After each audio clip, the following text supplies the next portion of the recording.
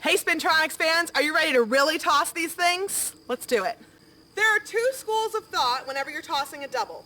The first school of thought is that you're going to just push down like you do for a single, and the air blade is still going to rotate twice in the air. Notice my release point is a little bit higher than it was for the single. I actually like to release out just slightly because of the way that the air blade spins in the air. It's going to tend to come to the right.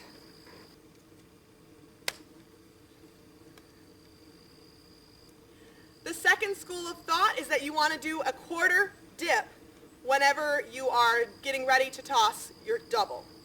This is generally used with younger guards, high school guards, maybe some college guards will do this. You turn your air blade a quarter of a dip and then you push through and do the double. I'm not a fan of quarter dipping on a double because I pretty much always will over-rotate it when I do a quarter dip. If you want to toss a triple or a quad, basically always use this quarter dip. Differences in dips. So a lot of people will say, oh, that's a quarter dip, that's a half dip, that's a full dip. Here's what it means. You start with your weapon flat. If you bring it to the shoulder hip angle, this is a quarter of a dip because from this position to this position, the weapon has covered a quarter of the entire circle in front of your body. If you want to do a half dip, this is your position. If you want to do a full dip, you're going to start with the weapon upwards and bring it down into the half dip position. However, because you started up, you're pulling the entire circle in front of you that you can dip in. So that's called a full dip. As you dip, you want to lock this dip in tight. So I have a small gap between the air blade and my hand when I'm pinching this over. As I do my dip, I snap my hand closed over that gap. Now there is no air between my hand and the air blade. You can even hear a pop as you're hitting that plastic.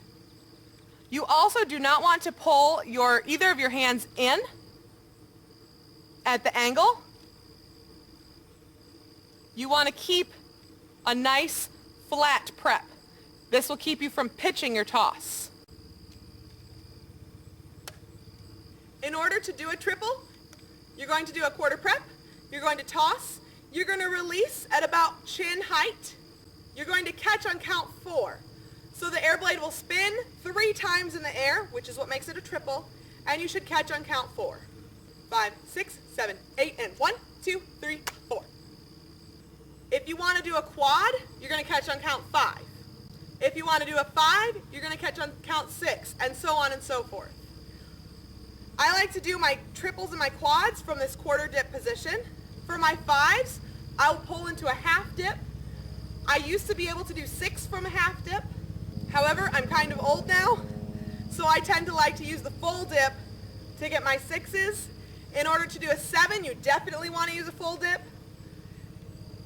On 8s, you can use a full dip with a plie.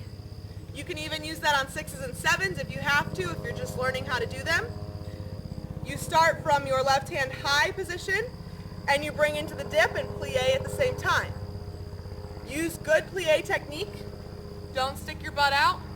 Don't lean back.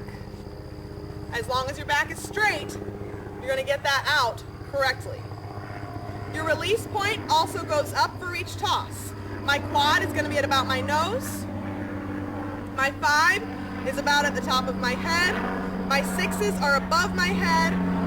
My 7s and up are way up here. You always want to use the technique that your instructor teaches you though, because having the same release point as everyone else in your group is what's going to help you have the same height of toss.